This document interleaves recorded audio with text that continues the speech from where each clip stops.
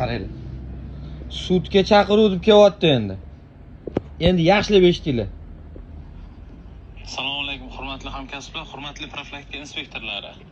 Hozir zudlikda mana shu mahalla anavlariga, gruppalarga tarqatinglar. Xuddi mana shunaqa sudga chaqiruv degan zararli apika kelyapti. Hammani telefoniga kelyapti. Kimning kontaktida bo'lsa, masalan, meni kontaktimda 100 ta odam bo'lsa, 100 ta odamga jo'natib yuboryapti. Bitta telefon kirib olib 100 ta odamga jo'natib yuboryapti. Ana shu apikalarning hammasini zararli bo'lib, birdan bo'lib kesib ketyapti. Hozir mana 1 soat ichida qolmay 4 ta murojaat tushyapti. Tezda tarqatinglar, mana shu narsani bosmasin, ochib o'qimasin, o'chirib qo'ysin, kelsa, o'chirib tashlasin.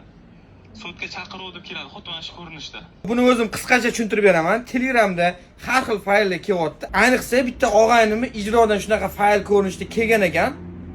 Ishxonasida ishlaydigan odamga 9,5 million so'm pulni yechyapti.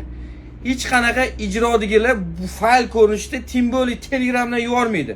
Faqatgina SMS ko'rinishida keladi. Xullas shunaqa fayllarni ochib o'tirmanglar. Hamma narsalar udalib bo'lib o'chib ketadi. Eng asosiysi keyin hamma kontaktinglarga bitta-bitta yuborib chiqadi.